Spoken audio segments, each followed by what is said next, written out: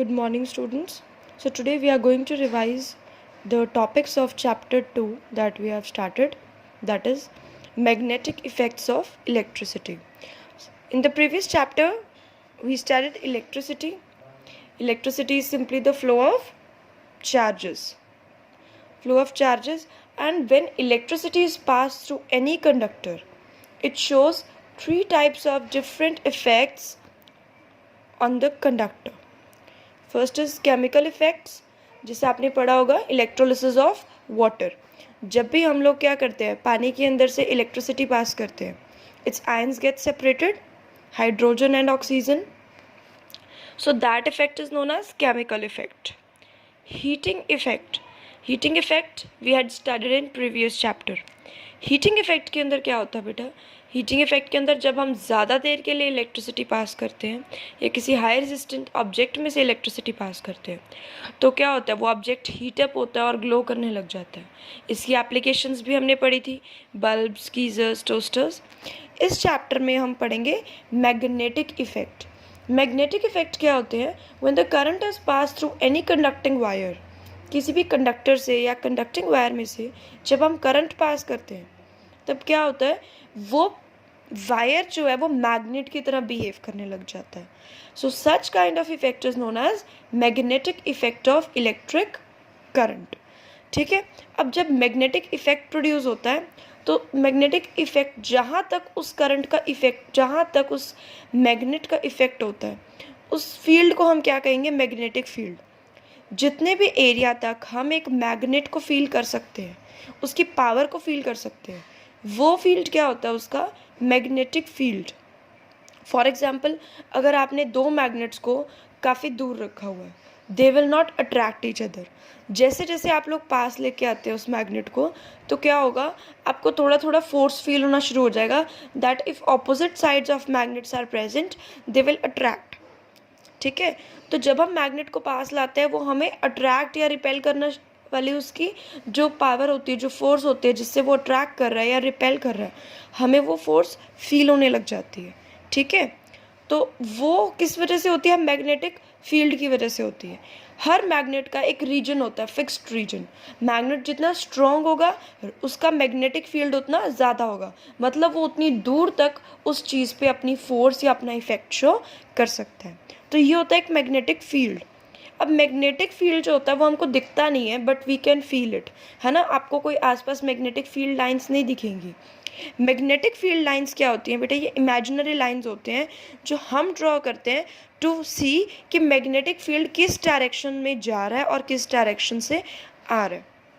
Magnetic field lines को observe करने के टू वेज होते हैं. फर्स्ट, जो आप लोगों ने वीडियोस में देखा हुआ है कि अगर हम आयरन फिलिंग्स एक मैग्नेट पे डाल देते हैं या एक पेपर पे मैग्नेट रख के उस पर आयरन फिलिंग्स डालते हैं, तो वो अपने आप को लाइंस में अरेंज कर लेती हैं. वो जो लाइंस होती हैं वो क्या होती हैं? Magnetic field lines.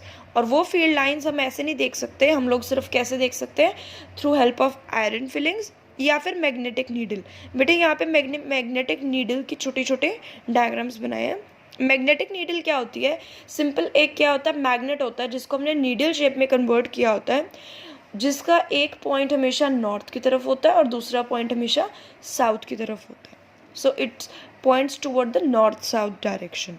तो अगर हमने ये bar magnet, the most common type of magnet जिससे हम लोग एक्सपेरिमेंट करते हैं, which is known as bar magnet, अगर हम इस बार मैग्नेट के नॉर्थ एंड पे प्लेस करें, तो नॉर्थ पोल जो होगा वो आगे की तरफ फोर्स करेगा, आगे की तरफ पॉइंट आउट होगा. ठीक है. We have placed a needle here, it is pointing towards this direction. हमने यहाँ एक पॉइंट लगा लिया, फिर उसको आगे रखा, फिर नॉर्थ की तरफ जहाँ वो पॉइंट आउट कर रही है वहाँ एक पॉइंट लगा लिया, पेंसिल से मार्क कर लिया. ऐसे ही we keep on keeping the compass forward and noting down the direction, right, कि नीडल जो है वो किस तरफ पॉइंट आउट कर रही है. So what we will observe is the north pole is pointing like this. तो ये जो नॉर्थ पोल है नीडल का, ये ऐसे क्यों पॉइंट कर रहा है? Because of the field line. Field line किस डायरेक्शन में मूव कर रही है? जिस डायरेक्शन में फील्ड लाइन मूव करेगी उसी डायरेक्शन में नीडल मूव करेगी। क्यों? क्योंकि फील्ड लाइंस की कुछ प्रॉपर्टीज़ होती हैं। फील्ड लाइंस की क्या क्या प्रॉपर्टीज़ होती हैं? Before discussing that, another diagram that I have made कि एक बार मैग्नेट में फील्ड लाइंस किस तरह से होती हैं।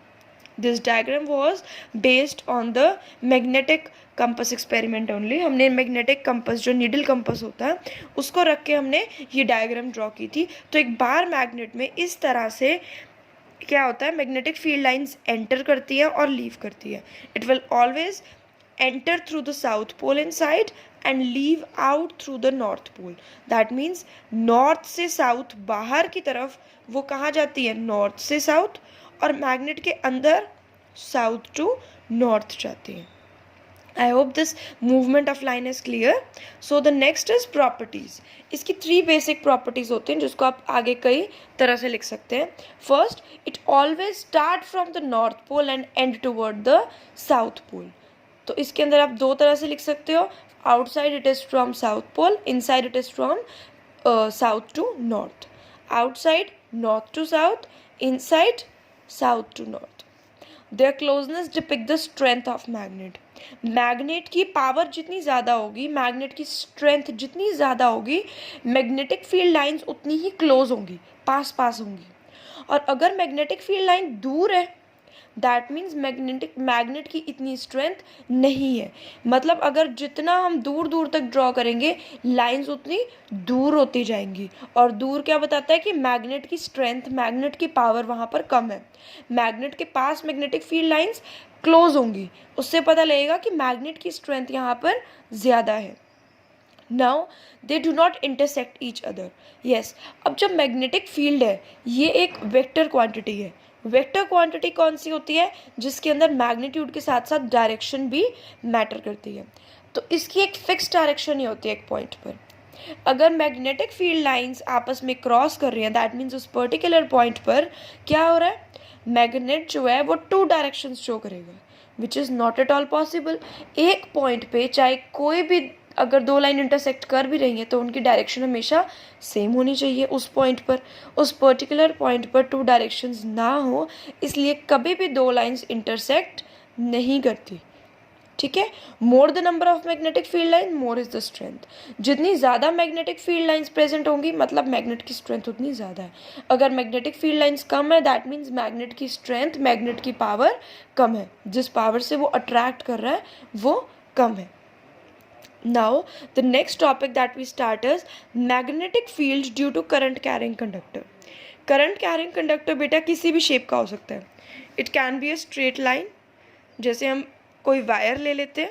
It can be a bar magnet, it can be a circular loop, it can be a solenoid. Solenoid क्या shape होती है बेटा? अगर हमने किसी रॉड पे, सपोज हमने एक कोई भी रॉड लिया है, रॉड के आसपास हमने सर्कुलर कॉइल को कई टर्न्स दे दिए, जैसे एक सर्कुलर लूप होता है। एक लूप की जगह अगर हमने कई मल्टीपल लूप बना दिए, 15 टर्न्स वाला, 20 टर्न्स वाला, 30 टर्न्स वाला, उस तरह की शेप जो अंदर से हॉलो होती है और बाहर से सर्कुलर टर्न्स होते हैं, उस शेप को हम सोलेनॉइड कहते हैं। ठीक है, तो इसमें हम स्टडी करेंगे 3 डिफरेंट केसेस कि कंडक्टर जो होता है वो कितने तरह का होता है। 3 टाइप्स ऑफ कंडक्टर हम इसमें स्टडी करेंगे, स्ट्रेट, सर्कुलर एंड सोलेनॉइड। तो उसको स्टडी करने से पहले हम ये स्टडी करेंगे कि हैंस ऑर्स्टेड ने ये एक्सपेरिमेंट कंडक्ट कैसे किया था कि मैग्नेट फील्ड किसी भी कंडक्टर के अराउंड कैसे जनरेट होता है। ठीक है, उसने कुछ नहीं किया था, एक सिंपल सर्किट था। सर्किट में एक battery, key, connecting wires and a conductor. A and B is a conductor. ठीक है, इस कंडक्टर के अंदर क्या हो रहा है, उसने ए और बी जो कंडक्टर लिया है उसको जब हमने सर्किट को ऑन किया, here the circuit is open, तो यहाँ पर उसने नीडल रखी। बेटे नीडल हेयर ही has placed under the wire, wire के नीचे नीडल रखी है उसने। When the circuit was open the needle was pointing this side toward the north and this is the south.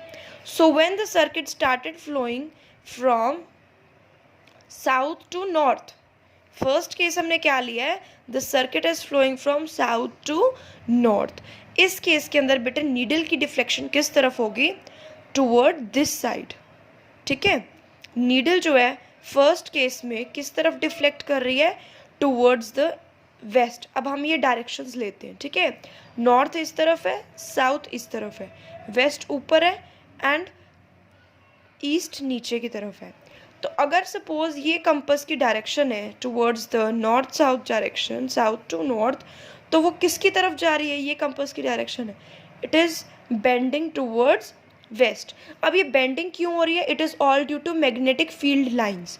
Field lines जिस तरफ मूव करेंगी, current इस तरफ जा रहा है, और फील्ड लाइंस अगर उसने नीचे रखी है, नीचे की तरफ फील्ड लाइंस किस तरफ जा रही हैं? फ्रॉम नॉर्थ टू साउथ, ठीक है। यहाँ पे हमने डिस्कस किया था ना, ये मैग्नेट है, अगर हमने इसके नीचे वाली तरफ कंपास रखी है तो यहाँ से ये इस तरफ जा रही है, तो अगर हम यहाँ पे कंपास प्लेस करेंगे तो फील्ड उसको किस तरफ महसूस होगा? नॉर्थ टू साउथ की तरफ। तो इस केस के अंदर वो किस तरफ को जाएगी ज़्यादा? इस तरफ, ठीक है। So the needle is deflecting towards west. Now in this case अगर हमने करंट, सेकेंड केस में हमने क्या किया?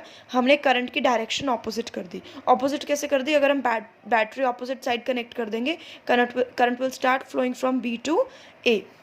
ये जो बी से ए की तरफ जा रहा है, अब क्या होगा? इसकी डायरेक्शन हमने नीडल नीचे ही रखी है।